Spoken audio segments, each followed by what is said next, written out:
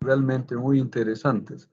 De esas N interesantes, aquí entonces se está poniendo en relieve algunas, ¿no? Algunas y sobre todo aquí aquellas que se empiezan a desarrollar, ¿no? Desde el Renacimiento hasta el presente. Entonces, digamos, no están aquí mencionadas las corrientes políticas de todas las épocas, sino especialmente las de Renacimiento hacia adelante, lo que sería de la filosofía política moderna a filosofía contemporánea, con la breve introducción del Renacimiento. Renacimiento que para algunos es filosofía medieval, para otros una especie de intermedio entre medieval y moderna, y para otros como una especie de introducción a la filosofía moderna. Bien, entonces empezaremos con esas corrientes de filosofía política. Entonces aquí estamos comenzando con el liberalismo, ¿no? El liberalismo. El siguiente será sobre el Renacimiento. Bueno, pero vamos a arrancar con el movimiento político del liberalismo. Para mencionarlo, para presentarlo, entonces, en forma breve, diremos que cuando se habla de liberalismo, ¿no? A veces se lo tiende a presentar en forma indiferenciada. En forma indiferenciada, es decir, que se menciona el liberalismo de los varios que hay, otro liberalismo sin indicar de qué liberalismo se trata. Entonces, el gran ámbito del pensamiento llamado liberal aparece en el ámbito de la economía, aparece en el ámbito de la política. Diríamos aquí en dos ámbitos de manera central, ¿no? Y así hablarán del liberalismo económico, del liberalismo político. Tal vez el liberalismo político sea el que empieza a desarrollarse más antes que el económico, ¿no? Y esto va sucediendo ya en algo así como la entrada a la sociedad que algunos llamarán moderna y que otros llamarán las sociedades capitalistas, ¿no? Entonces, el pensamiento, entonces aquí liberal, aparece en el gran ámbito de la filosofía moderna. En realidad, filosofía moderna tendiendo a convertirse en filosofía contemporánea. El liberalismo económico, ese lo encontramos, por ejemplo, asociado a Adam Smith, ¿no? Eso se aparece en el ámbito de la economía, donde de manera muy breve, aquí el liberalismo está señalando que está la presencia del Estado, ¿no? Aquí el liberalismo económico se plantea en relación a la presencia del Estado. Donde el liberalismo económico, entonces va a mencionar la presencia general, ¿no? Del Estado, luego del mercado. Y la sociedad humana, allí como quien dice, frente al Estado y frente al mercado. Entonces aquí aparecen los individuos, los individuos. El liberalismo económico entonces dirá que los individuos van a estar frente al Estado y frente al mercado, pero que los individuos van a realizar sus actividades centrales en el ámbito del mercado, ¿no? En el ámbito del mercado entrarán como productores, vendedores, como compradores, consumidores, ¿no? Y entonces allí los individuos, entre especialmente los individuos productores, ellos entran a ofertar sus bienes y el Estado podría intervenir diciéndoles cómo deben vender, cómo deben producir. Y entonces el Estado estaría dirigiéndolos. Ellos dirían, el Estado estaría aquí controlando. El liberalismo económico entonces dirá, la producción, que a veces lo llaman también la economía, pero cuando dice economía tácitamente están hablando de los productores, de los empresarios, de los capitalistas. Ellos dicen la economía debe desarrollar su actividad sin que el Estado intervenga. El Estado lo único que debe hacer es cuidar que la economía, productores o los empresarios o capitalistas, desarrollen sus actividades productivas en base a sus propias decisiones y que lleven hacia el mercado para intercambiar, ¿no?, sus bienes con los consumidores, que el intercambio de bienes por dinero, hagan sus intercambios y los intercambios los decidan entre ellos como agentes del mercado, sin que el Estado les esté diciendo cómo deben hacer sus intercambios. Entonces, debe respetarse la libertad económica, la libertad de los individuos para producir y vender, ¿no? Y así el mercado será el que decide cómo van a hacer sus intercambios.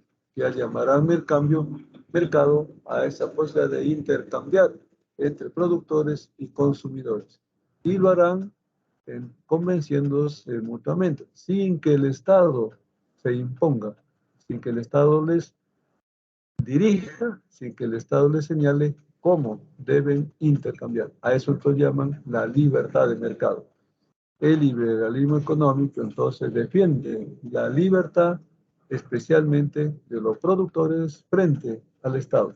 Y luego dirán la libertad del mercado frente al Estado. El Estado no debe de meterse en las decisiones del mercado, es decir, de productores, consumidores.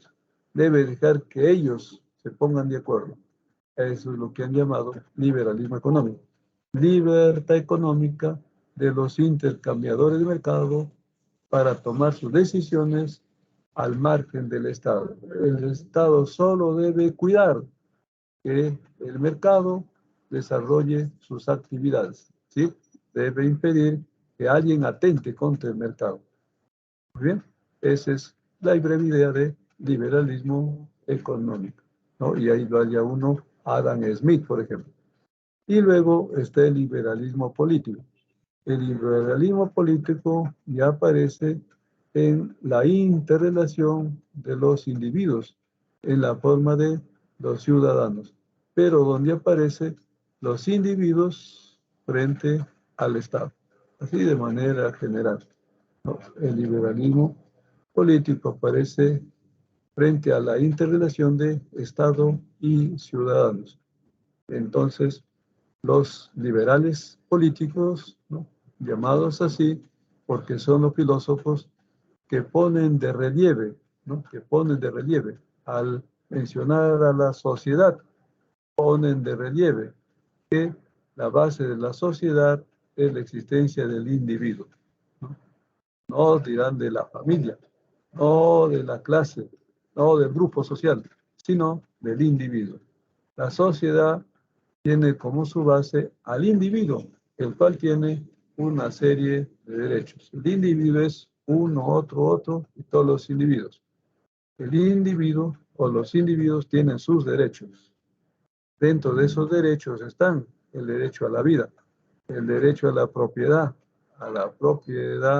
privada, que tendría que remarcar, el derecho a la libertad, el derecho a la seguridad.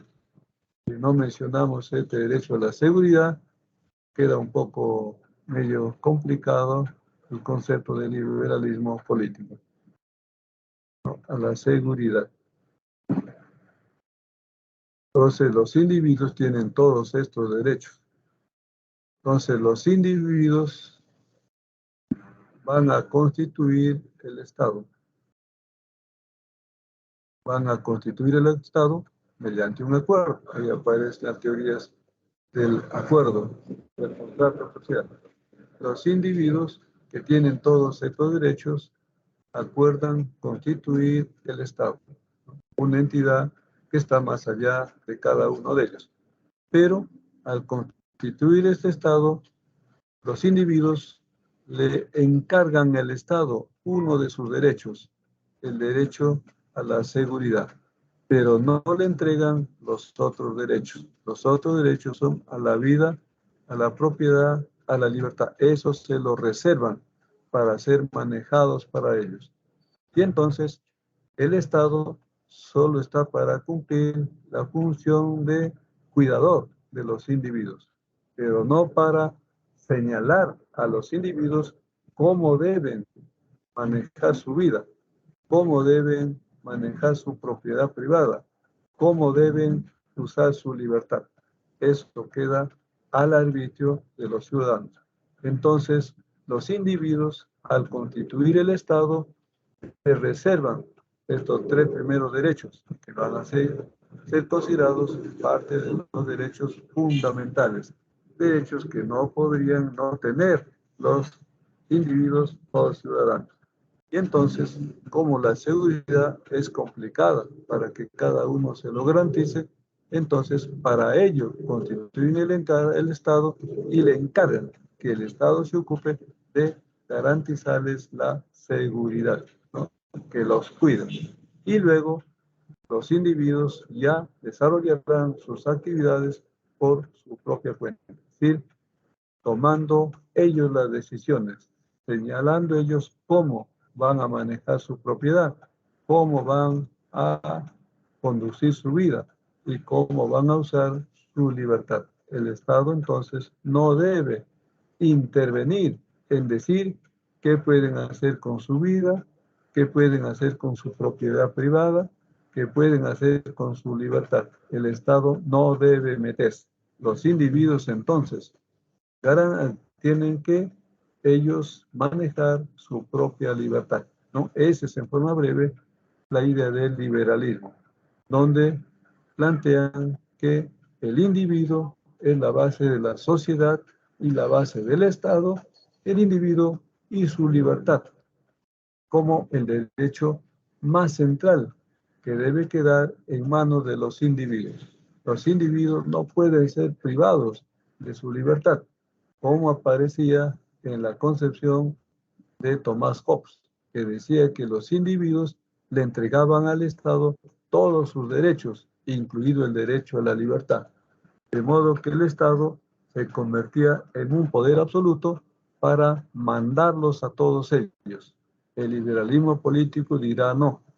Los individuos, los ciudadanos, solo le otorgan al Estado, al cual lo constituyen, le otorgan, le encargan que cuide su seguridad y luego que cuide su libertad, su propiedad, su vida. Es decir, no tomando decisiones sobre la vida, la libertad y la propiedad. Eso queda bajo el arbitrio de los ciudadanos.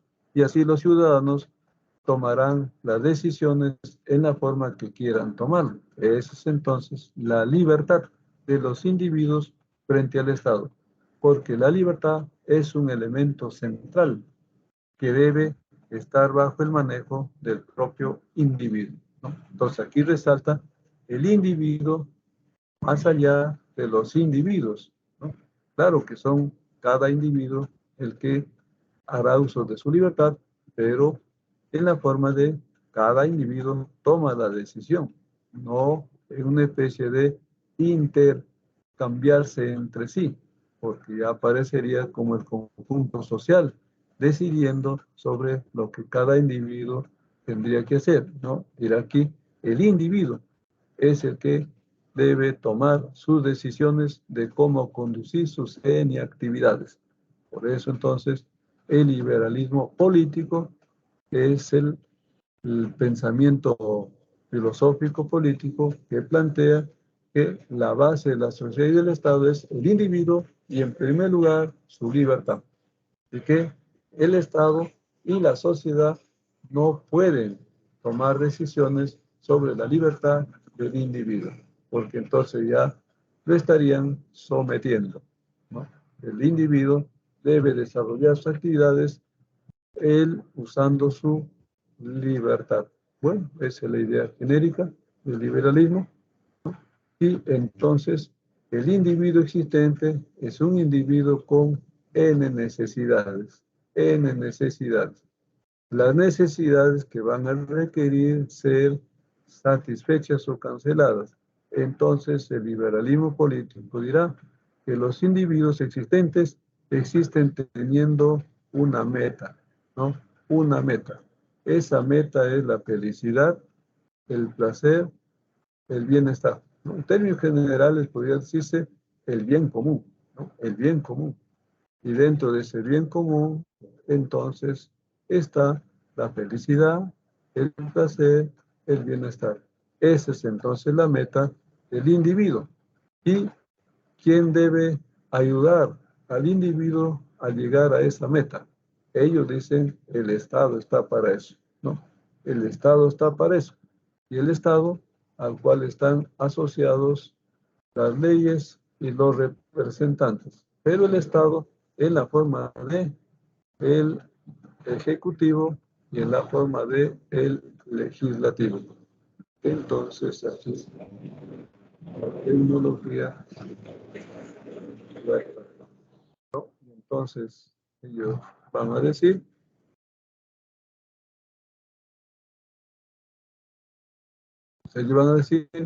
el Estado existe en la forma de ejecutivo, en la forma de legislativo. Y así entonces aparece el Estado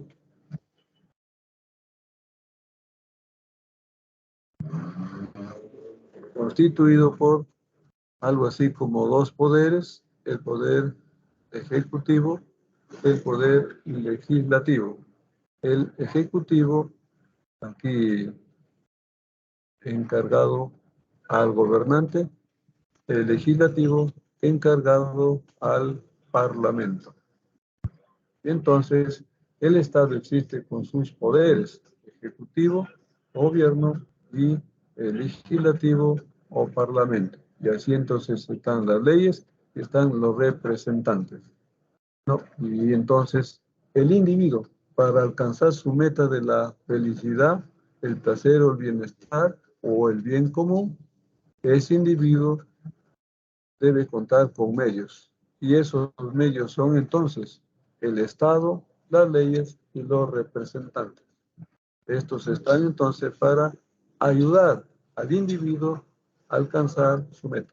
Están para garantizarle al individuo el bien común, para ayudarlo a alcanzar el bien común en la forma de felicidad, placer, bienestar, ¿no? Y ayudarlo, pero no imponerlo, ¿no? Por eso es liberalismo. El Estado entonces está al servicio del individuo, no está para dirigir al individuo, para imponerse al individuo, no para estar al servicio del individuo. Y en la medida que el Estado, las leyes y los representantes están al servicio del individuo, entonces cumplen la función de medios, porque a través de ellos el individuo va a poder alcanzar su meta, va a poder alcanzar el bienestar general. Y ese Estado, para ser un medio eficiente, es que cuenta con las normas y con mecanismos. Las normas se diría las N leyes. Dentro de las N leyes está la Constitución. Y después las N otras leyes, que son las leyes, diríamos, menores, ¿no?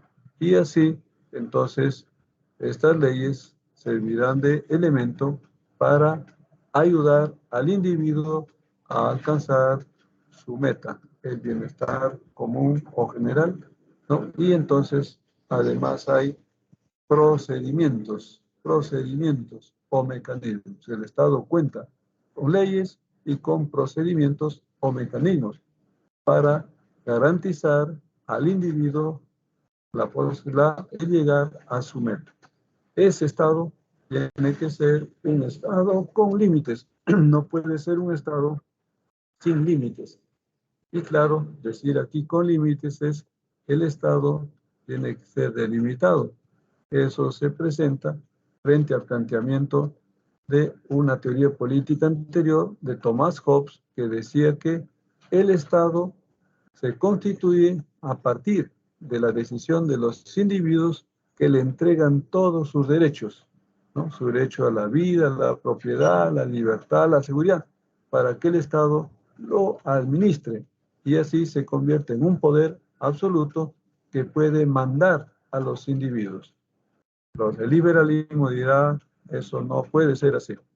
El Estado está constituido solo para garantizar la seguridad y garantizar que los individuos manejen sus derechos fundamentales, y manejándolos alcancen su meta de la felicidad, etc., ¿no? Entonces, ese estado delimitado es un estado que está delimitado en la medida que es un estado con un poder dividido. El Estado tiene poder, concentra poder, pero ese poder que el Estado concentra debe estar dividido.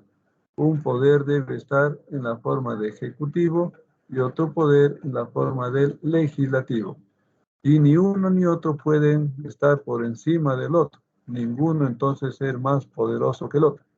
Para evitar eso, entonces, estos dos deben estar en estado de equilibrio, para que así se conviertan en un medio eficaz al servicio del individuo para alcanzar su meta del bienestar común o general, que lo entienden en la forma de el bienestar del individuo, donde el bienestar común aparece como el bienestar del individuo o de cada individuo, poniendo de relieve al individuo, no al conjunto de los individuos, que sería la sociedad, ¿no? Y entonces, esa delimitación es delimitación de los poderes que constituyen al Estado. Esa delimitación entonces está en la forma de equilibrio de poderes. Luego, otra limitación del Estado en la forma de la posibilidad de ser vigilado por los ciudadanos mediante la fiscalización. Luego, otra delimitación en la forma de que el Estado tiene que garantizar a los ciudadanos alcanzar entonces sus metas, alcanzar su meta. Pero eso se cumple si el Estado cumple con garantizar los derechos llamados fundamentales y cumple con garantizar la vida, con garantizar la propiedad, con garantizar la libertad y garantizar la seguridad. Pero si el Estado no cumple con garantizar la seguridad y dar la base para que los individuos en su estado de libertad tomen sus decisiones, entonces ese Estado es como si hubiera dejado de ser el Estado que ellos han constituido. En esas circunstancias, entonces el Estado va a mandar sobre ellos, les va a decir qué deben hacer, pero ellos ya no están aptos, no están, digamos, en condiciones de obedecerlo, porque los ciudadanos, ante una desatención del Estado, tienen el derecho de resistirse. Es lo que se llamará la resistencia civil. Ese derecho a resistirse, ese derecho a desobedecer, llamada también desobediencia de los ciudadanos frente al Estado, es entonces también un límite del Estado. Por eso el Estado no puede actuar de manera ilimitada. Por ejemplo, ya desatendiendo a los ciudadanos. Entonces los ciudadanos se desentienden de un Estado que ha dejado de ser su Estado, ya sea de un ejecutivo, ya sea de un legislativo o del Estado conjunto. Cuando se ha ido por encima de ellos, entonces ellos ya no le deben obediencia. Así entonces se presenta el control, el límite del Estado. Entonces, tiene un límite el gobierno ejecutivo, tiene un límite el legislativo o parlamento, ¿no? Bueno, ese es el liberalismo político. Entonces, que pone de relieve la libertad del individuo frente al Estado y también frente a la sociedad. Pero al mismo tiempo que señala que el Estado está al servicio del individuo. El Estado está al servicio de individuo para alcanzar el bienestar individual, ¿no? Bienestar individual que tendrá como una especie de trasfondo el bienestar común, pero que pone en relieve el bienestar común o como siendo el bienestar individual. Bueno, ahí dejaremos al liberalismo político, que dicen unos tiene como su iniciador a John Locke, un filósofo inglés que escribe su libro El segundo tratado sobre el gobierno civil. Luego, en este siglo XVIII, en el siglo XIX, está John Stuart Mill, inglés también. En el siglo XX está John Rawls, un desarrollador, ¿no?, de la, de la filosofía política, que empieza a hablar de neocontractualismo, como se vio la vez pasada, y en algún sentido también Karl Popper, ¿no?, que es un filósofo ya del siglo XX. Pero los fundamentadores del liberalismo político, podría decirse que están entre John Locke y John Stuart Mill, los iniciadores, podría decirse, porque los otros también vienen a hacer sus fundamentaciones. Bien, avanzamos a nuestro siguiente cuadrito, no sin antes quizás mencionar aquí esta imagen que presenta a la libertad, conduciendo a los que van a ser más tarde ciudadanos a constituir su propio Estado, su propio gobierno. Los ciudadanos van a constituir al gran organismo llamado Estado, que va a estar al servicio de ellos, que aparece en la forma de proceso de liberarse del control absoluto por parte del Estado, por parte del gobierno, ejercido por, diríamos, la monarquía, ¿no? Aquí entonces, este es el símbolo, ¿no? El símbolo de la implantación del liberalismo en la vida de los pueblos. Bueno, dejaremos ahí. Avanzamos a nuestro siguiente cuadrito. Estamos con el pensamiento político denominado del republicanismo.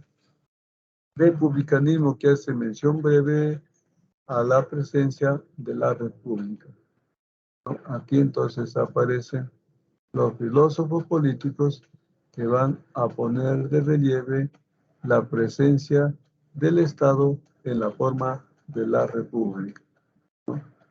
Estos filósofos políticos entonces van a señalar que el Estado debe, el mejor Estado es el Estado constituido por la República. No, desde la palabra república dice muy brevemente que se trata de la cosa pública, ¿no? República viene de la palabra cosa pública, ¿no? Cosa pública. Cosa pública es aquí res. Y luego la palabrita públicos, que significa público. Entonces, res cosa y públicos público, de todos o común. Entonces, cosa pública. Bueno, esa es la etimología, pero el republicanismo entonces va a plantear la constitución de un Estado república. No a secas un Estado, sino un Estado república, el Estado republicano. Un Estado república que se constituye para garantizar el bien común, que se constituye para garantizar el bien común. Y garantizar el bien común sobre la base de tener una sociedad y un Estado que no tenga problemas internos y que no tenga problemas externos, que no tenga problemas internos de dominación y problemas externos de dominación. Entonces, en el presente, ellos dirán, en el presente, lo que ha habido es un Estado-sociedad que al interior tiene problemas, por ejemplo, de dominación del gobernante sobre el gobernado, o de un sector social sobre otro sector social. Y a nivel externo, la presencia de un Estado que está sometiendo a otro Estado y que lo está sometiendo económica, política y socialmente, o en alguna de las formas. Por ejemplo, un Estado que se ha convertido en colonizador, convirtiendo al otro Estado en una colonia. Entonces, el republicanismo se ha constituido con el objetivo de impedir la dominación, ¿no? De tipo político, de tipo económico y de tipo social, tanto al interior de la sociedad como al exterior de la sociedad, ¿no? Ese es un gran objetivo entonces. La dominación interna política, donde el gobierno domina a los gobernados, o donde una clase social está sometiendo a otra clase social, o donde los productores están sometiendo a los consumidores. Externo, cuando otro Estado está colonizando al otro Estado o está sometiéndolo económicamente mediante medidas económicas, o lo está sometiendo políticamente, lo está convirtiendo en una dependencia de sus decisiones, o lo está sometiendo socialmente, donde la clase dominante de otra sociedad está dominando a las clases de esta otra sociedad, ¿no? El republicanismo, entonces, es el planteamiento político, pensamiento filosófico político, que considera que no se debe permitir la dominación interna o la dominación externa, ya sea política, ya sea económica o ya sea social. En la dominación interna, el problema interno aparecería, por ejemplo, en la forma de el enfrentamiento entre los miembros de la sociedad, el enfrentamiento entre los civiles, que sería, por ejemplo, una guerra civil, o las luchas de una clase sobre otra clase. Ese sería un problema de dominación interna. De dominación externa estaría en la forma de la presencia de un Estado que está sometiendo a otro Estado, por ejemplo, a través de las guerras internacionales, las guerras de un Estado sobre otro Estado, de un Estado sobre otra sociedad para someter. Quizás aquí se mencione la época de las guerras llamadas napoleónicas en el siglo XIX. Muy bien, pero eso expresa entonces impedir la dominación interna y externa, ya sea en forma política, económica o social. ¿Y cómo lograr esa sociedad republicana, ese Estado republicano?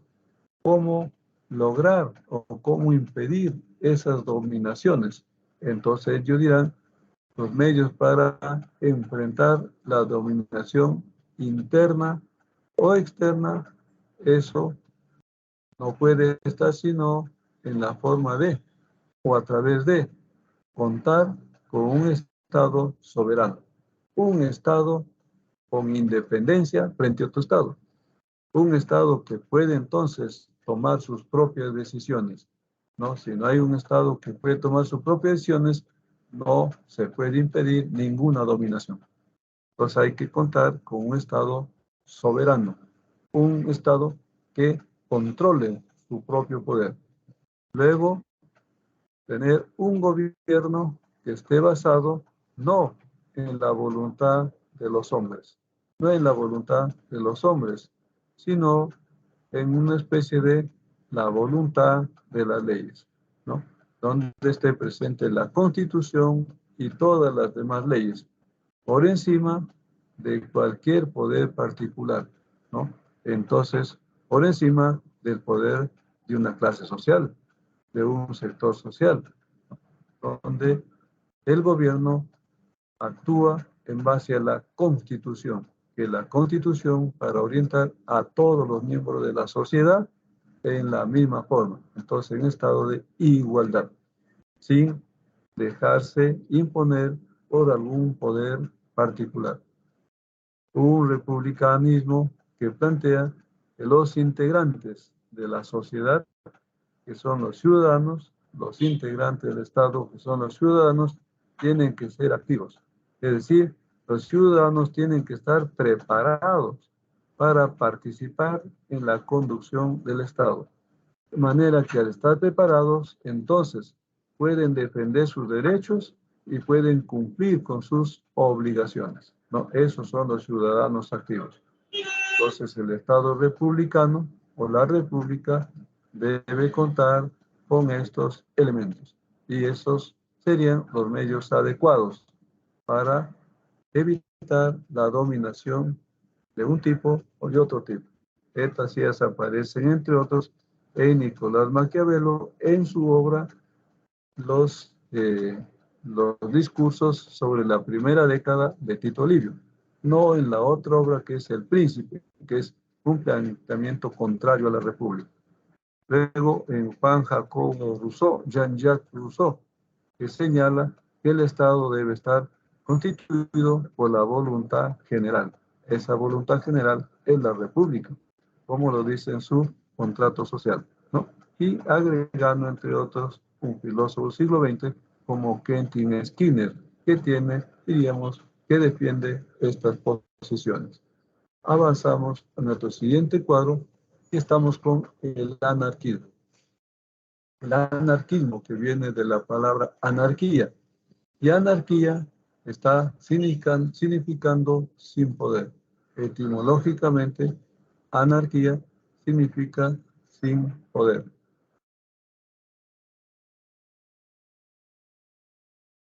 Anarquía. Anarquía. Entonces viene de sin poder. Anarquía, ¿no? Entonces, sin y poder. También diría sin autoridad. Entonces, el anarquismo es el pensamiento político que tiene su antecedente ya en la filosofía política antigua griega, pero que va a tener su relieve a partir más o menos del siglo XIX, ¿no? Y entonces el anarquismo es el pensamiento político que está contra la presencia del Estado, está contra la presencia de la autoridad. Y ellos entonces consideran que la autoridad por encima de los individuos se convierte en negativo, priva a los individuos de su libertad, de su dignidad, etcétera, etcétera. Entonces, no debe haber ni autoridad ni Estado. Por eso, el anarquismo es el pensamiento político que tiene como propuesta o meta la eliminación, la abolición del Estado y de todo tipo de autoridad o de toda institución que prive de su libertad al individuo o al ser humano, ¿no? Entonces ellos dirán la sociedad actual, ¿no? Que la sociedad capitalista, dirán, es una sociedad en donde existen las clases sociales, ¿no? Clases sociales que están en enfrentamiento, clases donde unas explotan a las otras clases y en donde existe la presencia de la autoridad del Estado que somete a los individuos. Ellos dirán, esta sociedad tiene que ser cambiada por una sociedad comunista. Ellos dicen entonces, hay que suprimir el Estado y toda autoridad y hay que transformar la sociedad de clases o capitalista en una sociedad comunista o también dirán comunitaria, en la que ya no existan clases sociales, ¿no? Sin clases sociales, sin clases sociales, sin desigualdades, sin privación de libertad, ¿no? Así entenderían ellos una sociedad comunista. Y eso entonces tiene que ser desde ahora, ¿no? En la sociedad comunista ya no hay Estado, no hay autoridad. A esta sociedad de hoy, que tiene Estado y autoridad, hay que cambiarla. Dirán ellos, hay que suprimirla. Y por una sociedad comunista o comunitario. ¿Bien? Ahí lo dejaremos, este planteamiento general. Ellos dicen entonces, dan a entender que tienen como ideales, ¿no?, la defensa de la instauración de una sociedad humana basada en la libertad, en la solidaridad, en la cooperación, en la autogestión, basada en la libertad de los individuos para tomar sus decisiones, desarrollando el sentimiento de solidaridad, de auxilio frente a aquel que tiene problemas, ¿no?, desarrollando el sentido de la ayuda mutua, la cooperación, y haciendo que todos los miembros de la sociedad estén dispuestos a autoconducirse, a establecer el autogobierno, ¿no?, sin la presencia de autoridad que esté por encima de los individuos y sus decisiones. En su historia del anarquismo se señalará, ¿no?, ya se dijo que sus antecedentes están en la filosofía política antigua, griega, pero donde se empieza a reactivar es hacia el siglo XIX, en el cual en la primera mitad va a desarrollarse su propuesta especulativa y en la segunda, otra mitad, evoluciona, ¿no?, hacia una propuesta revolucionaria. Diríase, pasa de la propuesta teórica a la propuesta práctica, ¿no? El anarquismo, entonces, en la primera mitad del siglo XIX, desarrollada por Max Stirner, que tiene una obra llamada El yo y su propiedad, o Yo y mi propiedad, él hace desarrollo general de la libertad del individuo. Y luego aparecerá allí, en esa edición, José Proudhon, francés, Stirner es alemán, y luego Bakunin y Kropotkin ya harán los planteamientos de el anarquismo en sentido práctico, ¿no?, de que debe pasarse a constituirse organizaciones ya sin autoridad, ¿no?, y empiece a agruparse a los trabajadores para luchar por la nueva sociedad, ¿no? Entonces pasar del planteamiento teórico a la actividad práctica, empezar a organizarse para actuar entonces ya de manera física contra el poder y la autoridad. Bueno, dejaremos ahí este cuadrito. Aquí están los trabajadores para los cuales debe desarrollarse la acción revolucionaria, para favorecer a los desvalidos, también dirán. Luego está el comunismo. Este comunismo está asociado al pensamiento filosófico político de el filósofo Carlos Marx y el filósofo Federico Engels en el siglo XIX. En el siglo XX, al filósofo político Lenin o Vladimir Ilich Ulyanov. Bien, entonces, aquí este pensamiento político va a tener como su base teórica, se dice en forma general, el materialismo dialéctico, que habla sobre el mundo natural y su constitución, y el materialismo histórico, que habla sobre la sociedad humana, ¿no?, señalando que la sociedad humana ha pasado por una especie de dos grandes momentos. Un momento general, ¿no?, de la historia, en la que no hay escritura, y otro momento general después del surgimiento de la escritura. Entonces, ellos dirán que la historia que se conoce es la historia escrita. La historia escrita es la que señala que la sociedad humana ha pasado por distintas etapas en su curso, ¿no?, organizándose de un modo, de otro modo, de otro modo, de otro modo, hasta llegar a la época actual, ¿no?, que es la época que llama del capitalismo, la época actual del capitalismo. Capitalismo que existe con la lucha de clases, que existe entonces previamente con las clases sociales, una sociedad de clases sociales, de desigualdad entre los humanos, donde el poder está concentrado en unas clases sociales en desventaja de otras clases sociales, ¿no? Entonces ellos dirán, la sociedad actual, sin embargo, además, por todos estos límites sociales, también ha llegado a desarrollar la capacidad productiva de una manera nunca antes vista. Capacidad productiva que permite ya sentar las bases para pasar a un nuevo tipo de sociedad. Ellos dicen entonces se va a pasar a un nuevo tipo de sociedad que en general será la sociedad comunista, pero sociedad comunista que será antecedida por otro tipo de sociedad previa que llaman ellos la sociedad socialista. Sociedad socialista en la cual se va a constituir el socialismo con la conducción del gobierno de los proletarios, ¿no? Con el gobierno de los propios proletarios. Entonces, una sociedad en la que va todavía a existir un Estado, pero será el Estado socialista o proletario, porque es conducido por los trabajadores, cuya función será eliminar toda desigualdad entre los hombres, ¿no? Procurar la igualación de los hombres, pero la igualación en la abundancia, no en la pobreza. Cuando eso haya sucedido, entonces ya se pasará a la sociedad sin Estado, sin autoridad, sin clases sociales.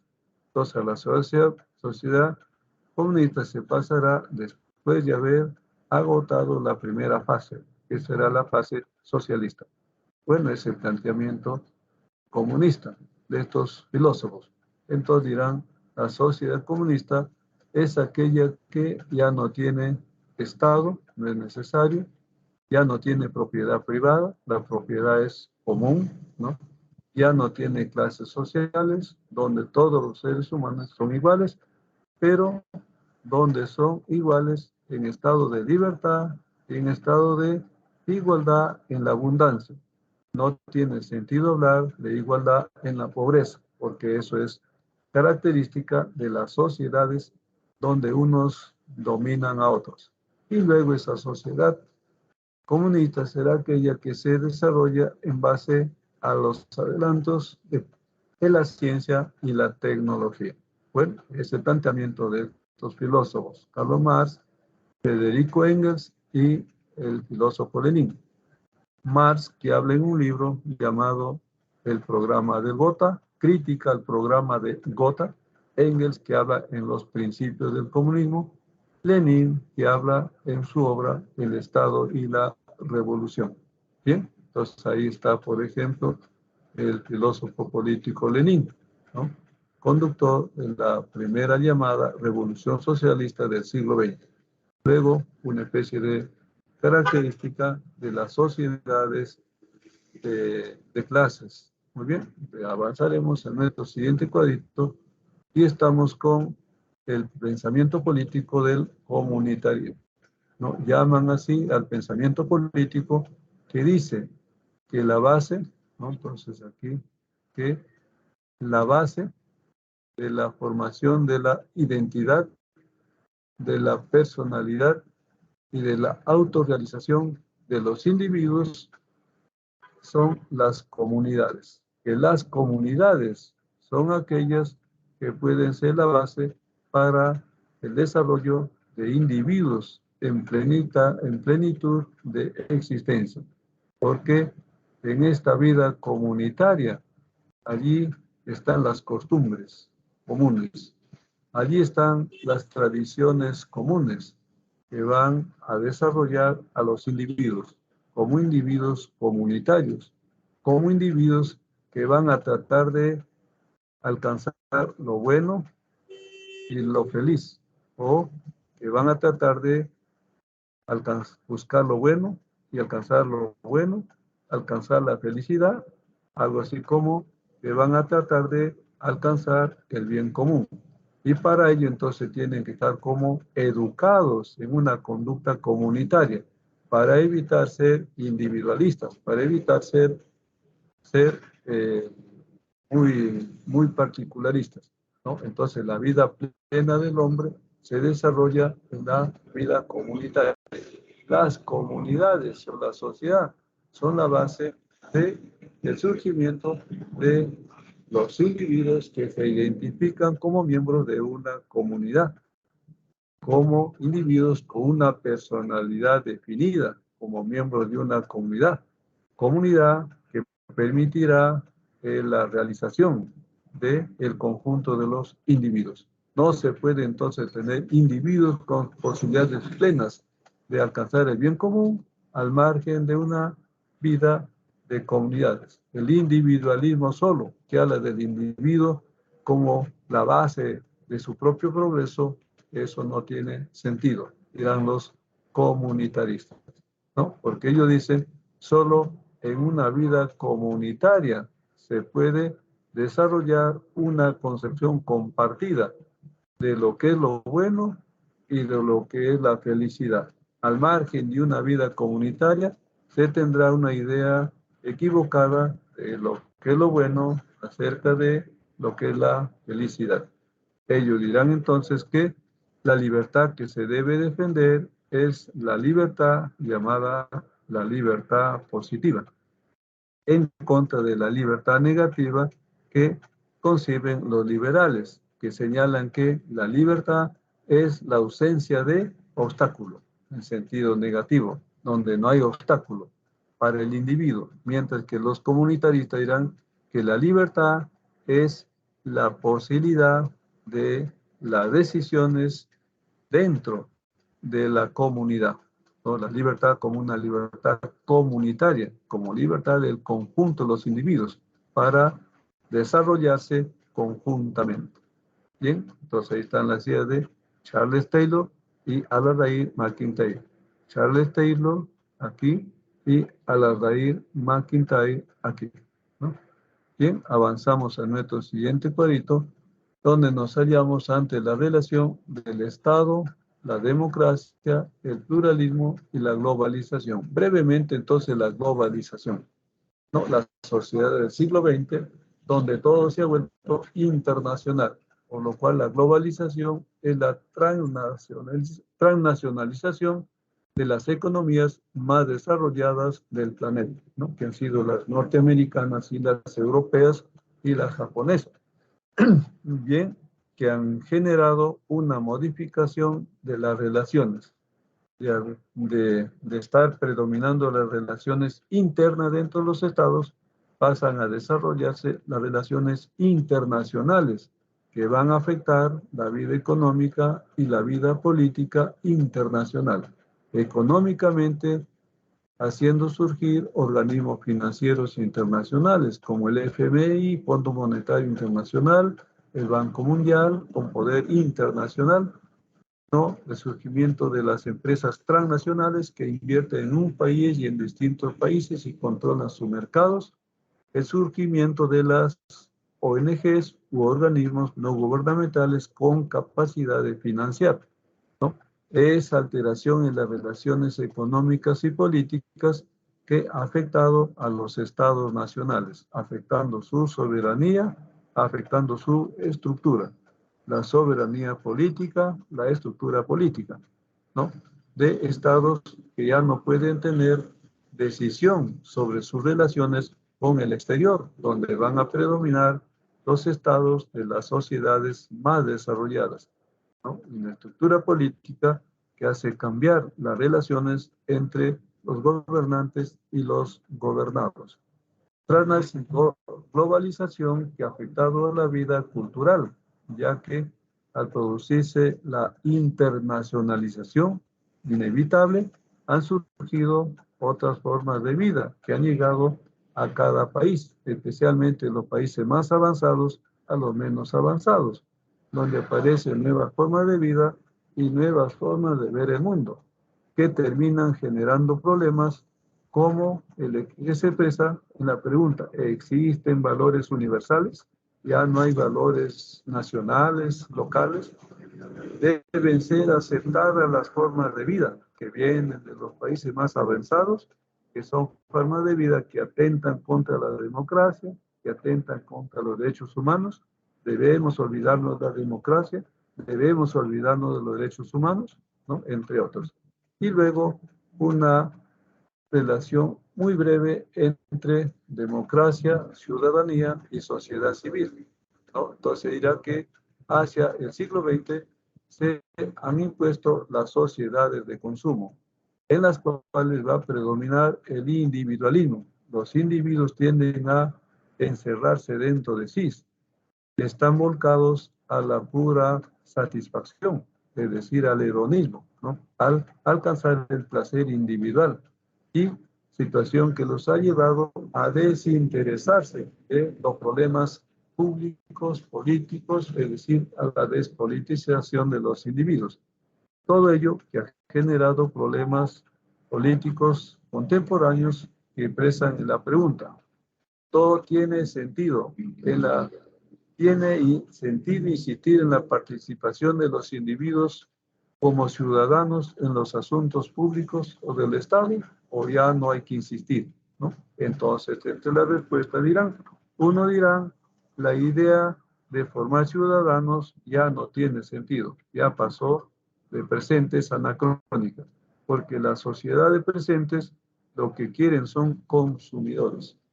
Otra respuesta dirá, se puede intervenir activamente en los asuntos públicos o del Estado, pero sobre la base de los principios de democracia directa, es decir, a base de decisiones en asambleas, por ejemplo.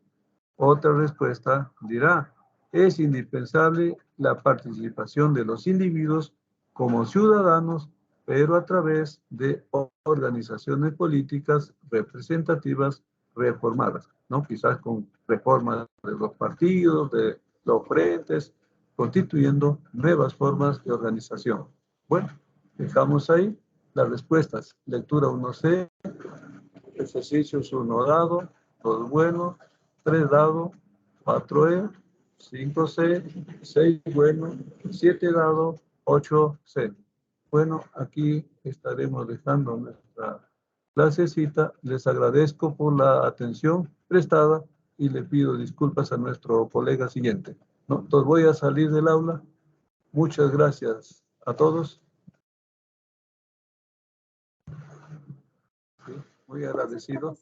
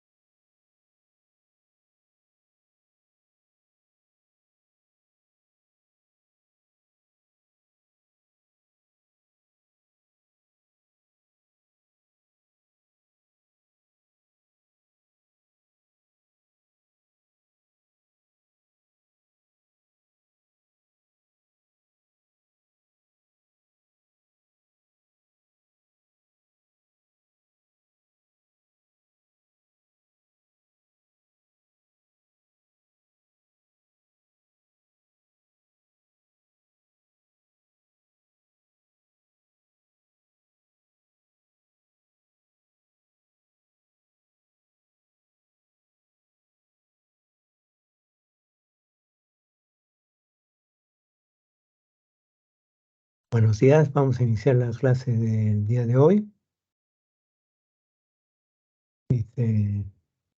Si no se escucha bien o no se ve bien, el PPT me avisan, ¿ya? Y vamos a compartir el PPT.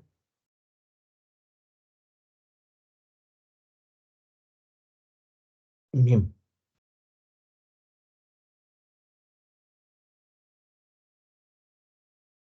Vamos entonces a agrandar un poquito más. Ya se está viendo el PPT, espero que no haya ningún problema. Y en la clase pasada vimos la primera parte del tema de personalidad. Ahora vamos a ver ya la segunda parte. Y con esto también terminamos el sílabus, el contenido del curso. O sea que oficialmente esta es la última clase del curso de psicología. Ya creo que por ahí hay una clase número 19, donde creo que de repaso, vamos a confirmar, vamos a ver. Pero los temas del curso llegan hasta aquí. Entonces, tenemos un primera lámina motivadora respecto a si es un rasgo o es un trastorno, ¿no? Está bien organizados y revisar los detalles de cada actividad que realizamos, por ejemplo. ¿Está bien? Ser organizados y revisar los detalles de cada actividad que realizamos.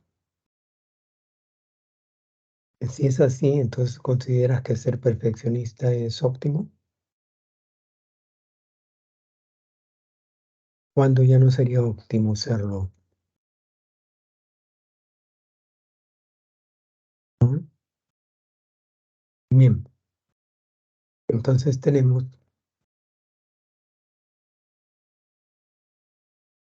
el día de hoy, vamos a continuar con los enfoques explicativos de la personalidad, que ya en la clase pasada vimos el psicoanálisis y se llaman explicativos porque tratan de explicar la dinámica, ¿no?, de los componentes de la estructura de la personalidad. Entonces, ya vimos este enfoque psicoanalítico y ahora vamos a ver el enfoque humanista, conductual y cognitivo-social.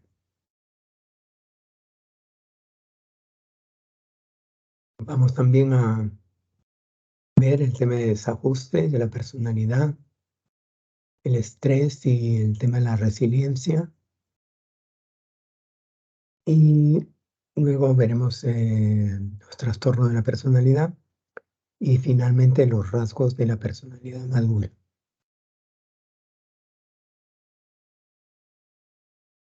Entonces, esos son los temas que vamos a ver. Y eh,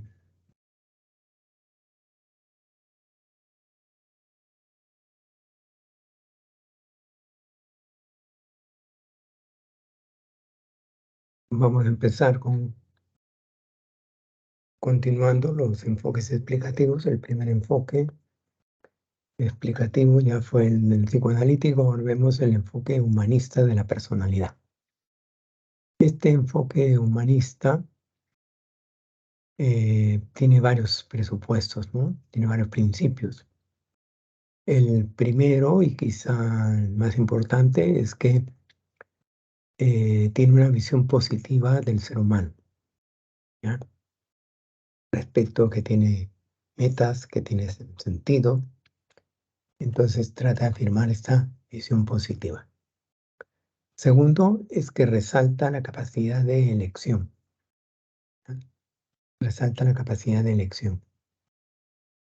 Es decir, que la misma persona decida, elija, ¿no? Luego tenemos un tercero que es que destaca el autoconcepto, como algo determinante. O sea, se trabaja sobre el autoconcepto, porque va a ser determinante sobre una serie de aspectos. Y por último, que señala que el ser humano tiene una tendencia hacia la autorrealización. Pero la base de todos estos elementos es que hay dos principales planteamientos, dos principales enfoques humanistas.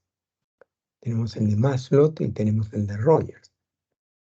Hay muchos más, ¿no? Pero evidentemente estamos viendo los más saltantes. Maslow, ya lo hemos mencionado varias veces por su pirámide de jerarquía de las necesidades humanas, parte primero de señalar de que toda persona tiene un potencial positivo de crecimiento y desarrollo. Ese potencial es la autorrealización. Y plantea esta pirámide de las necesidades, donde explica las necesidades que el ser humano tiene que resolver para desarrollarse a plenitud, ¿no? Desde las necesidades básicas, pasando a las necesidades de seguridad y protección, las necesidades sociales, de estima y de autorrealización. Bien, y señala que los problemas de personalidad proceden de un desajuste en la satisfacción de necesidades, ¿no? Entonces tenemos que ver eso principalmente, ¿no? De ahí la importancia de ver esta pirámide de necesidades. Y luego tenemos el planteamiento de Carl Rogers, ¿no? Él señala que algo básico es la autoimagen, el yo o el ser que tiene la persona. Hay que trabajar sobre esto, buscar que haya una congruencia, sobre todo entre la autoimagen y tus acciones, ¿no? Una congruencia entre la autoimagen y tus acciones.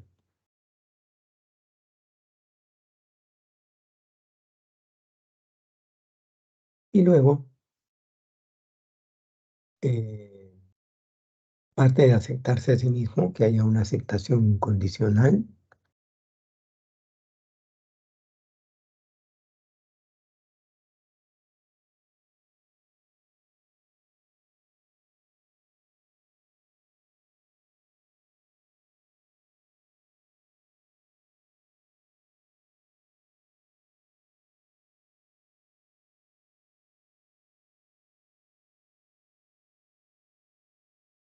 Para propiciar, en general, un funcionamiento pleno, ¿no?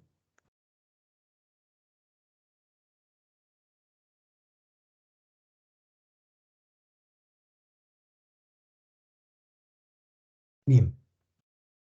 El siguiente enfoque explicativo es el enfoque conductual de la personalidad. Enfatiza en que la historia personal es una historia de refuerzos y castigos, ¿no? Skinner, que es su principal exponente, rechaza los conceptos de motivación, de inconsciente, de rasgos, emociones en la explicación de la personalidad.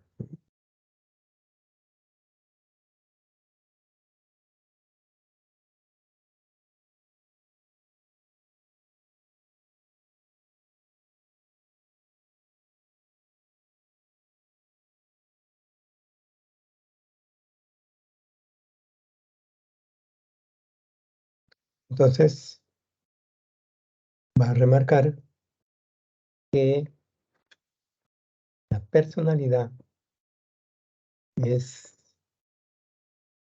el resultado del aprendizaje. Surge a partir del aprendizaje.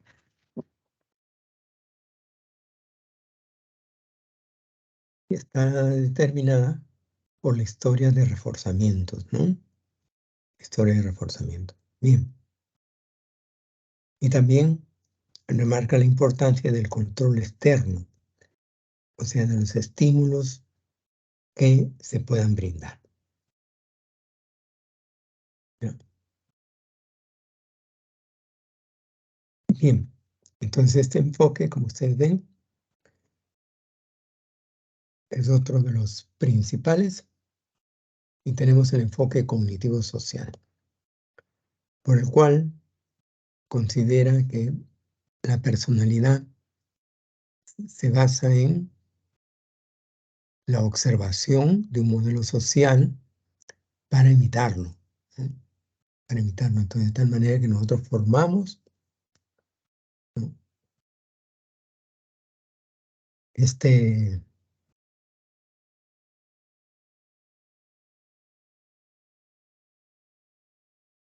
rasgos de la personalidad imitando esos modelos, ¿no?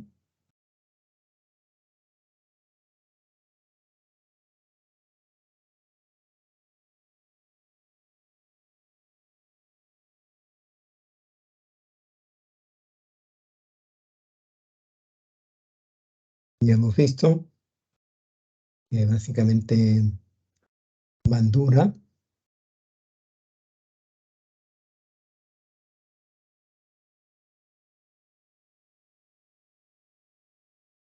es su principal exponente de este enfoque. Y entonces tenemos ahora el tema del estrés. El estrés fue explicado por Feldman, señalando que el estrés es la percepción de una amenaza y su respuesta psicofisiológica. Es decir, que el estrés no necesariamente tiene que ser algo negativo, ¿no? Pero el estrés tiene dos elementos. Y es que el estrés nos sirve para poder reaccionar adecuadamente frente a una situación, para poder salvarnos de un peligro, para poder prevenir a tiempo, para poder responder a una situación, responder a una toma de decisiones, etc. Es un estrés que ayuda, ¿no? Pero sí va a generar disturbios, va a generar mayores problemas, paralización, que la persona se quede estática, que la persona no pueda reaccionar debidamente. Entonces se trata de un distrés, o sea, de un estrés malo. Ustedes ven ahí en la investigación, se ve la curva de la función humana del estrés y del eustrés y el distrés, ¿no?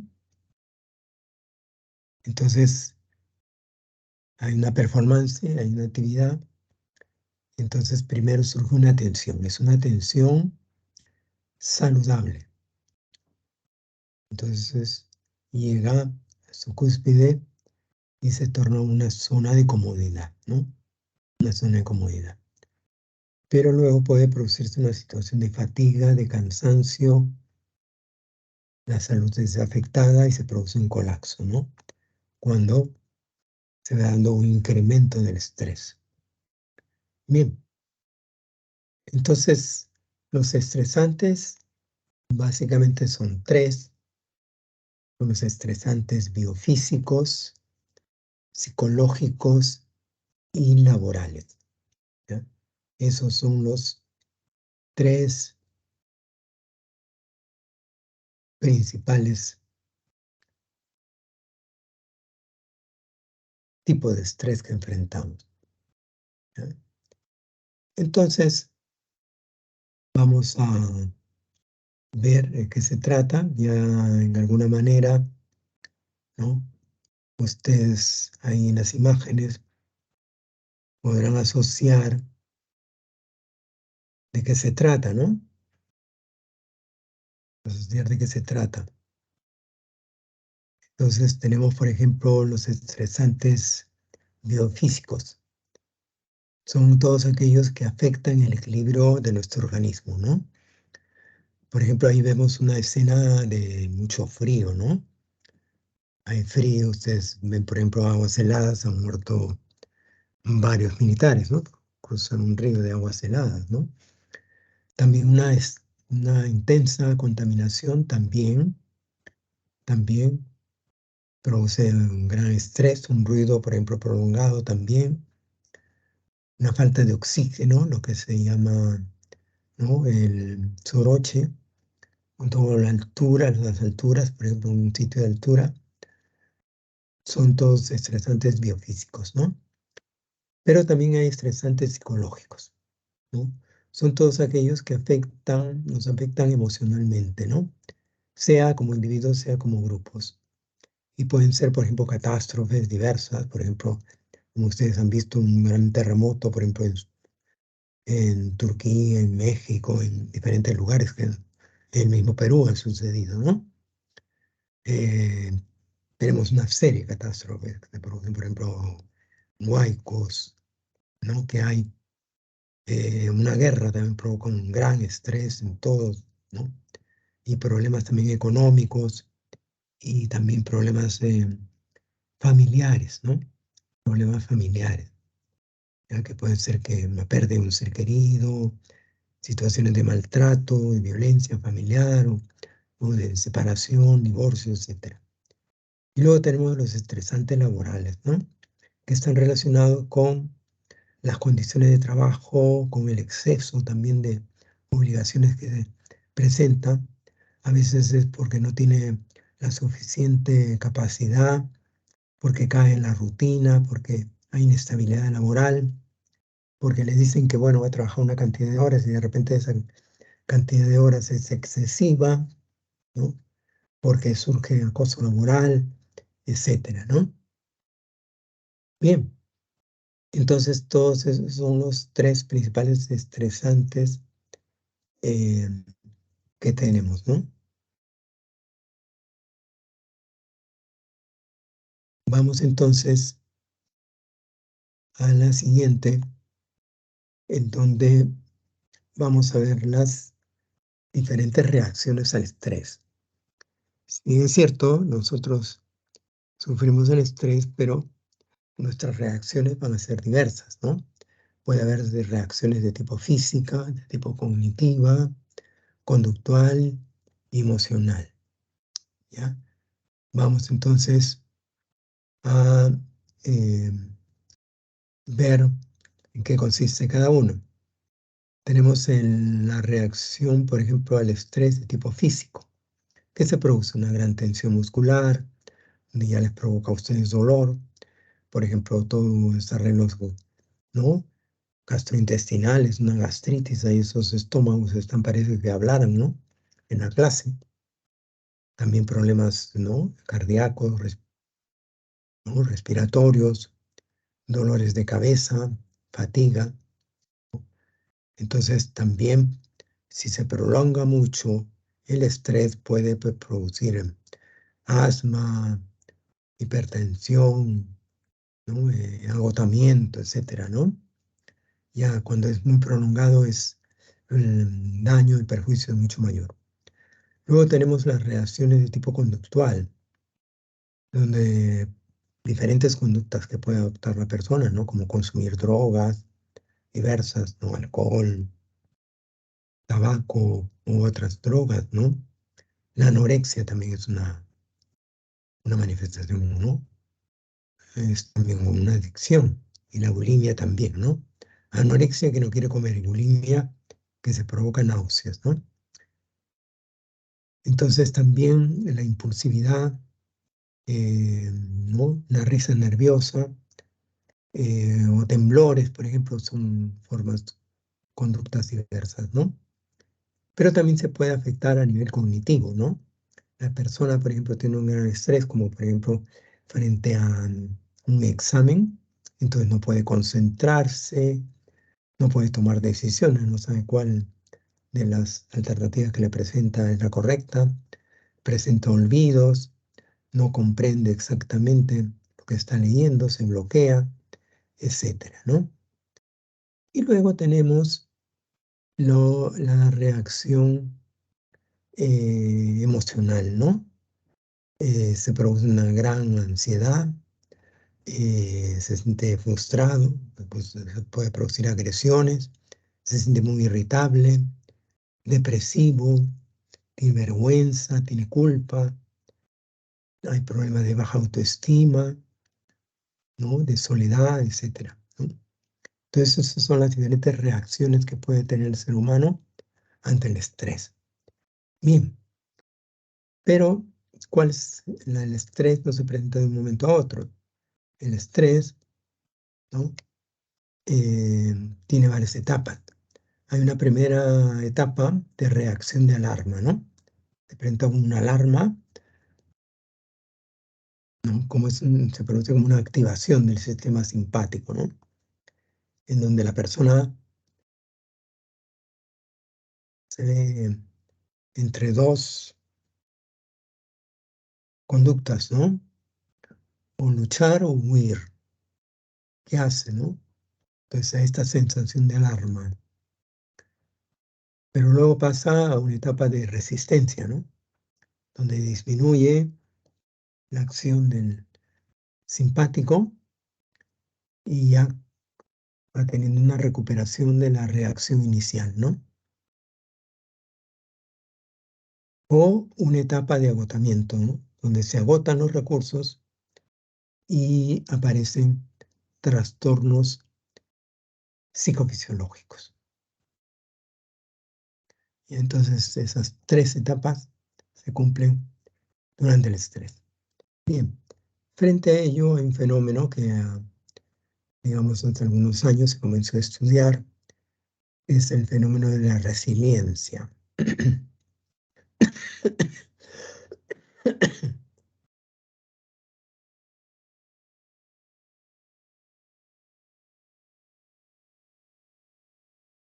La resiliencia, que viene a ser la capacidad de una persona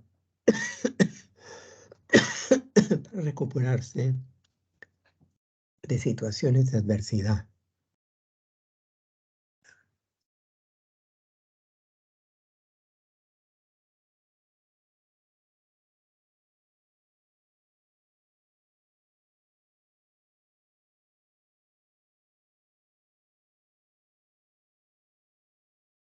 Y antes de dejarse llevar por eso, antes de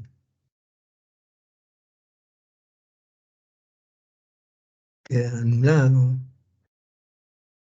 etcétera, más bien sale fortalecido de la situación.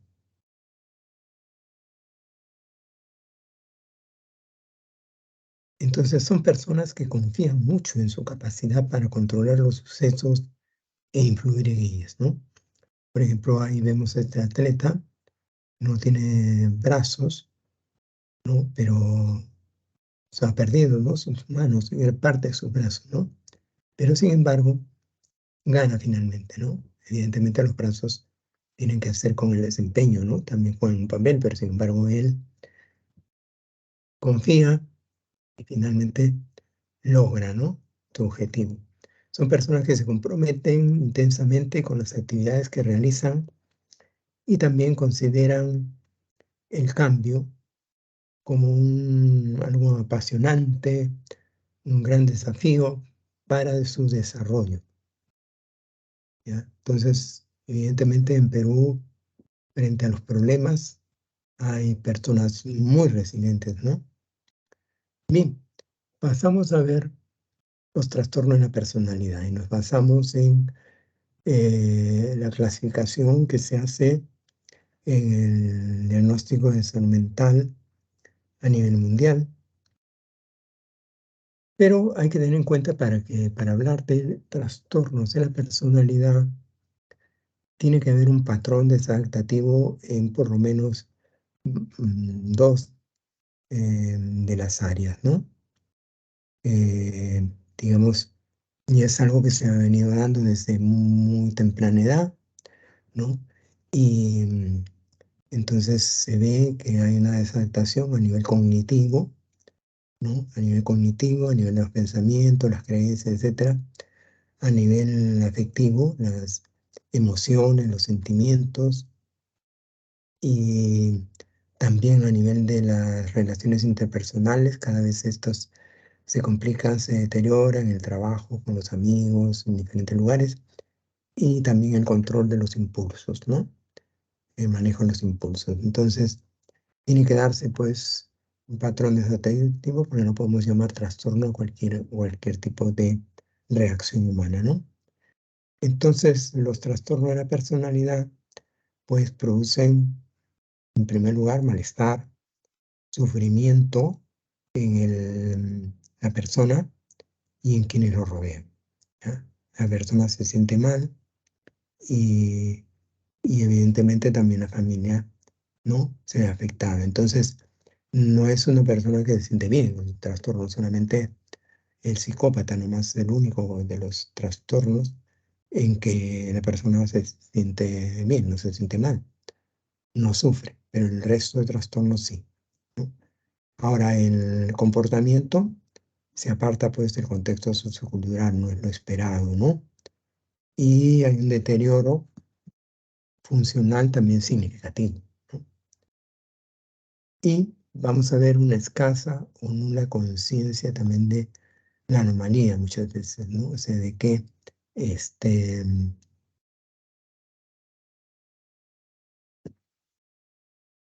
de que hasta qué punto puede estar mal, ¿no? Entonces, vamos a ver, pues, algunos de los trastornos y sus características y algunos ejemplos, ¿ya? Entonces, vamos a ver el trastorno esquizoide. El trastorno esquizoide, vamos a ver que hay un patrón, pero permanente, de aislamiento social, ¿no? De distanciamiento de los demás y también de restricción de su expresión emocional, ¿no? Como que la persona no quiere, se aísla de los demás y no quiere, ¿no?, expresar sus emociones, como si estuviéramos como que ante un robot o ante una persona que no siente nada, ¿no? Como un árbol, una cosa así, ¿no? Que no siente nada. Usted le dice ingresaste, no reacciona. Le dicen murió tu mamá, tampoco reacciona, ¿no? Entonces, y, y también hay una indiferencia ante la aprobación, ante la crítica, ¿no? ¿Ya? Entonces la persona comienza a decir, ¿y por qué debo estar cerca de la gente? Me importa poco acerca de otros, ¿no? Yo soy mi mejor amigo, dice, ¿no? Entonces comienza a aislarse, ¿no? Bien, el caso del lo esquizotípico, más bien, es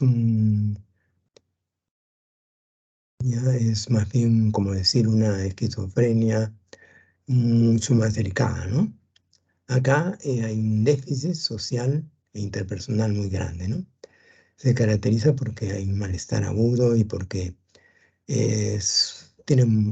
su capacidad está muy reducida para relacionarse con las personas y también tiene distorsiones, ¿no? Distorsiones en su percepción, o sea, em, ve cosas, no tiene creencias mágicas, extrañas, ¿no? Dice que puede leer el pensamiento, que, que habla con los animales, que habla con los santos, con los seres extraterrestres, etcétera, etcétera, ¿no? Bien, entonces, él, por ejemplo, puede decir que se comunica con entes que él solamente él puede ver, ¿no? Entonces, es ya característico del esquizotípico, ¿no? Bien, lo otro es el, el paranoide, ¿no? El paranoide. Entonces, el paranoide,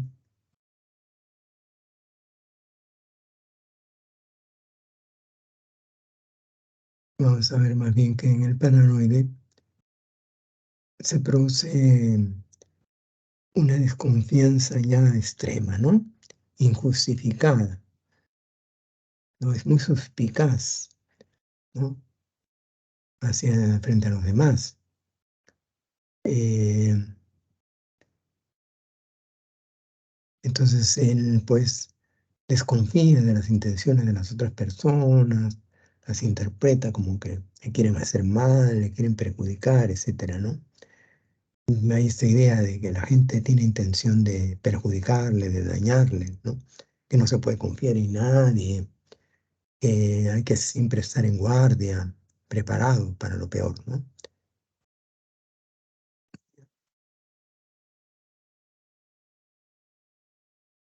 Y luego tenemos el antisocial, ¿no? Bueno, este antisocial pues no siente como los demás, ¿no? Como les decía, no es una persona que va a tener empatía, que va a tener, se va a sentir mal, va frente al sufrimiento de los demás.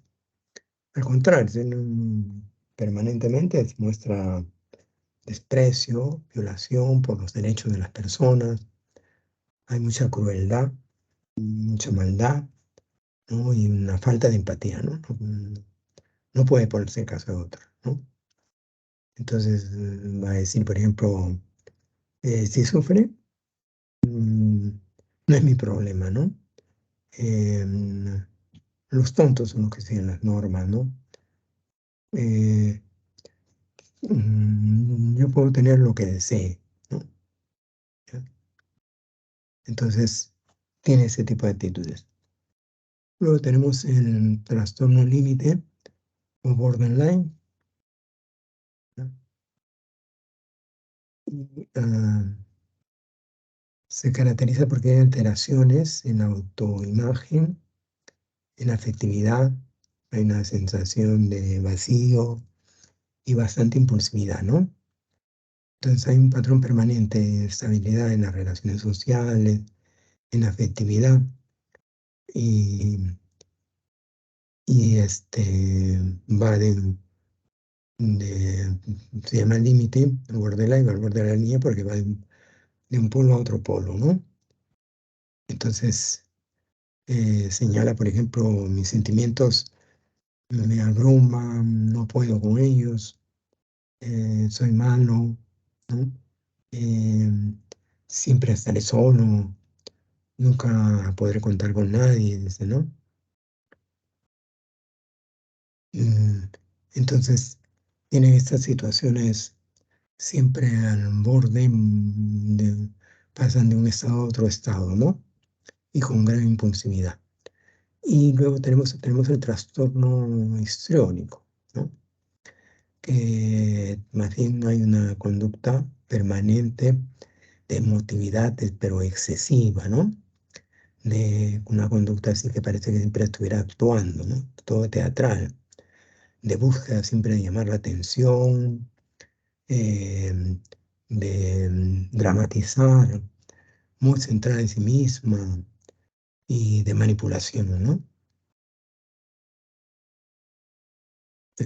Piensa que la gente le prestará atención si actúa así, que la gente juzga por las apariencias externas, que las emociones hay que expresarlas, porque si no, no se aburre. Sí, que hay que impresionar, entretener a la gente, ¿no? Bien. Y luego tenemos el narcisista, ¿no? Narcisista, que tiene pues ideas de grandiosidad, o sea, se considera muy grande y fantasea, pues, ¿no? Su comportamiento también comienza a actuar de esa manera, tiene gran necesidad de que lo admiren, y una falta de empatía, ¿no? Es muy ególatra, comienza a inventar historias, ¿no? Piensa que es muy especial y tiene dificultades para reconocer los deseos y sentimientos de los demás, ¿no? Entonces piensa de que él debe admirarse y que los demás también deben hacerlo, ¿no?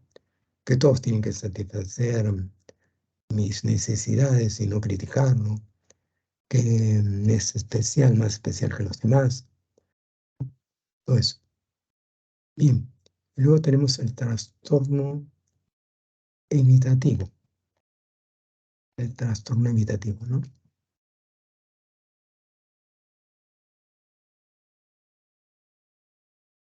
Bien, el trastorno imitativo, como su nombre lo indica, está inhibiéndose socialmente, está evitando a las personas.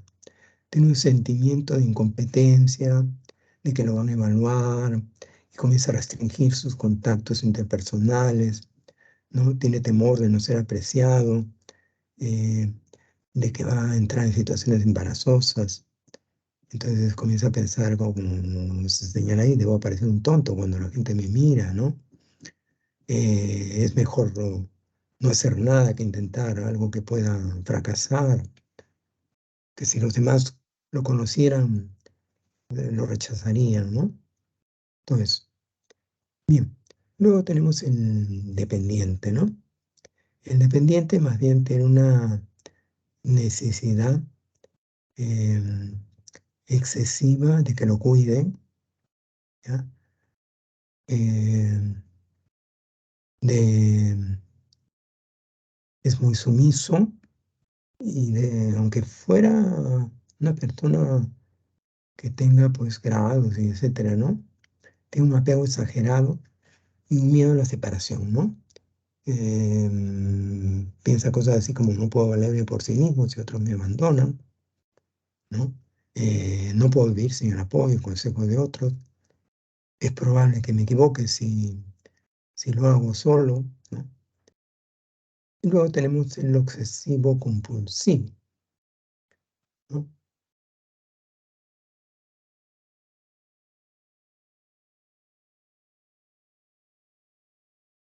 El obsesivo compulsivo es una persona que tiene una preocupación por el orden, pero ya de manera excesiva, ¿no? Y es muy perfeccionista, quiere controlar, eh, ¿no? A expensas de ser flexible, de ser eficiente, quiere controlar las cosas al máximo, ¿no? Entonces piensa, por ejemplo, que las reglas tienen que seguirse sin alteración, que si no lo hace perfecto es un inútil, que si no lo hago yo mismo no va a quedar bien hecho, todos esos aspectos, ¿no? Bien, entonces hemos visto rasgos pues de, de trastorno de la personalidad, ¿no? Diversos, ¿ya? Y diversos ejemplos. Y ahora vamos con contraponerlo más bien con los rasgos de la personalidad madura, ¿no?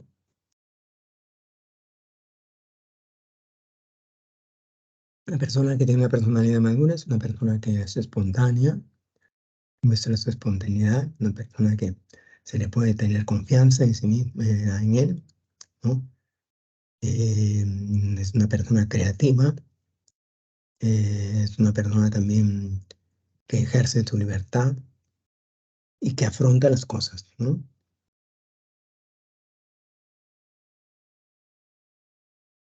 Entonces, todas estas características muestran pues que hay madurez, ¿no? Bien, vamos al primer ejercicio. Un psicólogo que atiende a un adolescente que ha sido reportado por, por sus docentes. Un psicólogo que atiende a un adolescente que ha sido reportado por sus docentes como malcriado, rebelde, incluso con episodios de hurto de sus compañeros, refiere que en su casa los padres celebran las lisuras que el chico expresa. Y caso similar ocurre cuando las dice en el aula. Además, las sanciones que recibe en su escuela son menores, incluso a la de que el reglamento le corresponde, ¿no? Estas características se asocian al desarrollo de personalidad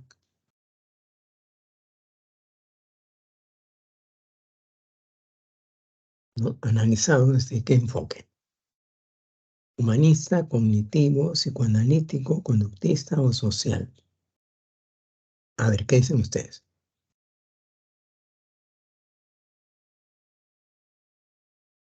¿Qué dicen? ¿Cuál de ellos es?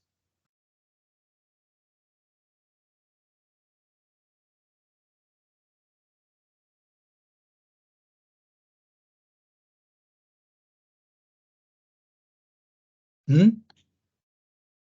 ¿Cuál?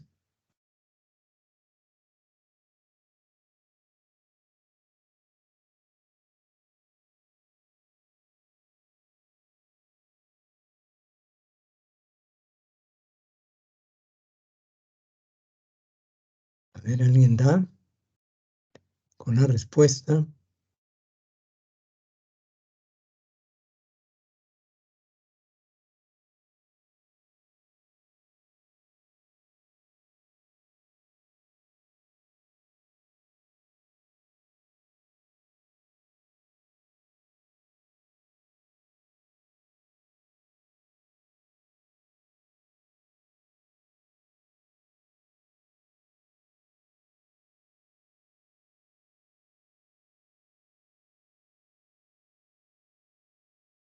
Humanista.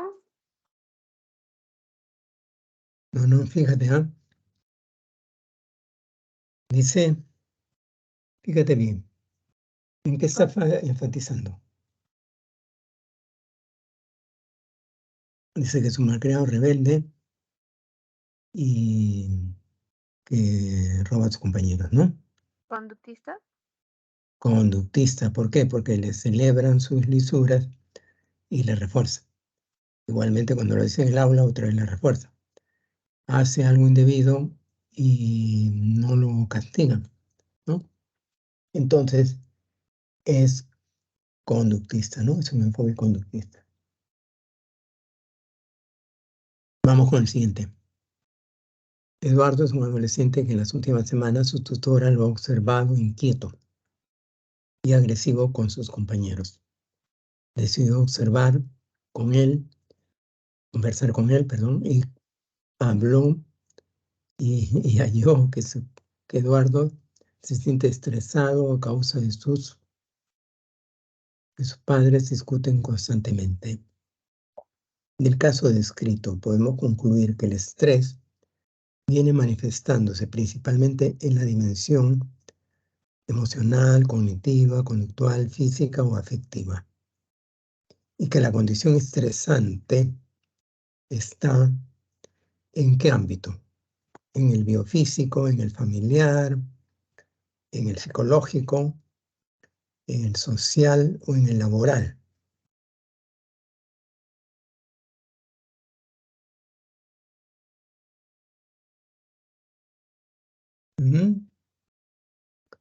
A ver, ¿cuál sería?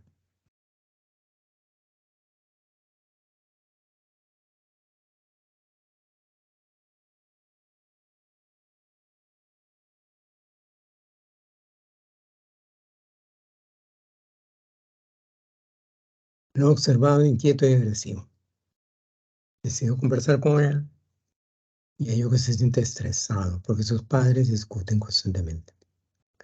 Se puede concluir que el estrés se manifiesta sobre todo en qué dimensión.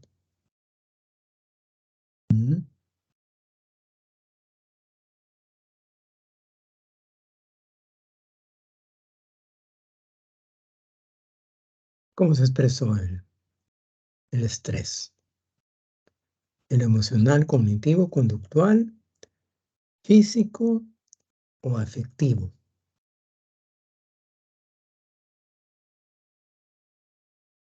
¿En qué dimensión? Recuerden las dimensiones del estrés.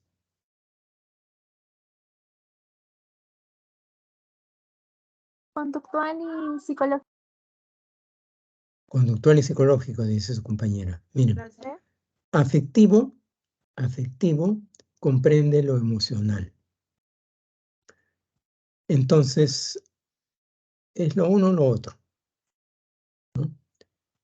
Entonces, la dimensión, ¿no? Entonces, no sería eso, ¿no?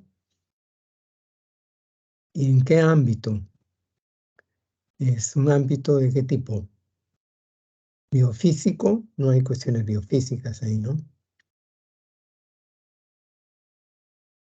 Familiar no es ningún ámbito familiar. Lo familiar está dentro de lo psicológico, ¿no? Los problemas psicológicos, divorcios, peleas, violencia, etcétera, cae dentro del ámbito psicológico, ¿ya? Entonces, la respuesta es la C, conductual psicológica. Por eso es importante, ¿no?, conocer las dimensiones y los ámbitos, ¿no?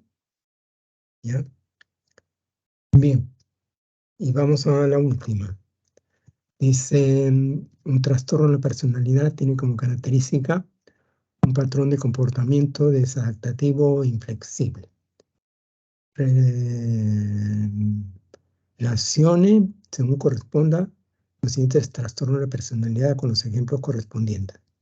Entonces tiene acá 3 trastornos: esquizoide, esquizotípico y límite, ¿no? Entonces tenemos la A, dice Nadine tiende a cambiar de pareja en forma sorpresiva y recurrente. A pesar de estar con una pareja, prefiere sentirse sola. Cuando su pareja no le hace caso, le arrebata el celular y lo arroja al piso. Es la A. Ya, la B. Dice, Alberto se rehúsa a celebrar su cumpleaños en familia o con amigos. Prefiere que lo dejen solo y siempre se aparta de los demás. Un primo quiso regalarle un iPhone 14 y él me abrió la puerta para atenderlo. Ya, la C. Antonio es visto como alguien extravagante y le cuesta socializar.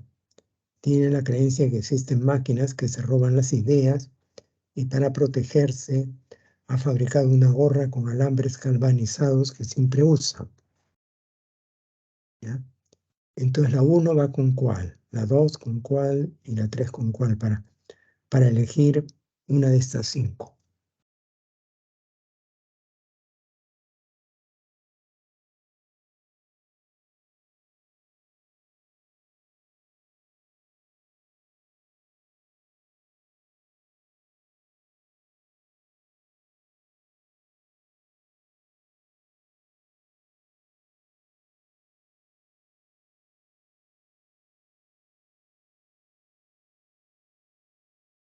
Entonces tenemos que el esquizoide, ¿no?, se separa de los demás, tiene problemas emocionales, etcétera, ¿no?, de poca expresión emocional, pero no tiene otras creencias y nada, ¿no? Entonces, uno iría con la B. Se rehúsa a celebrar su cumpleaños, ¿no? Prefiere que lo dejen solo, se aparta de los demás, cae muy bien, ¿no? La 2 es esquizotípico, más bien ahí sí hay creencias, hay cosas más delicadas, ¿no? Hay distorsiones perceptivas, etcétera. Entonces viene bien con la C. Antonio es visto como alguien extravagante, que le cuesta socializar, cree que las máquinas roban las ideas, se ha formado una gorra, etcétera, ¿no? Y la 3 va con la A, ¿no? De que tiene cambios sorpresivos y recurrentes, ¿no? Que hay impulsividad, etcétera, ¿no? Entonces, la 1 iría con la B, la 2 con la C y la 3 con la A. O sea, la respuesta sería la B. Bien, y vamos con las otras respuestas. La 4 sería la E, la 5 sería la B, la 6 es la E, la 7 la B, la 8 la B, la 9 la D y la 10 la B. Tómele foto o escríbalo, graben en su memoria cuáles son las respuestas, ¿no? Muy bien, jóvenes. Hemos llegado al final del curso. Apliquen lo que lo que se ha dicho en esta clase para que estén tranquilos, para que evitar el estrés en el examen y para que den un buen rendimiento y muy buena suerte.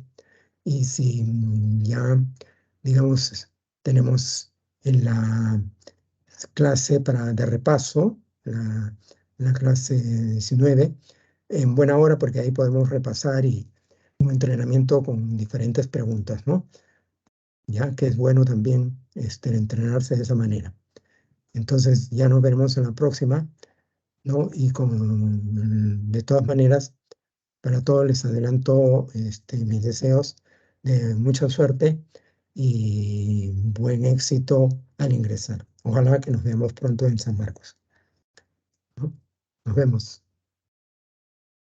Hasta la próxima semana, que es de repaso.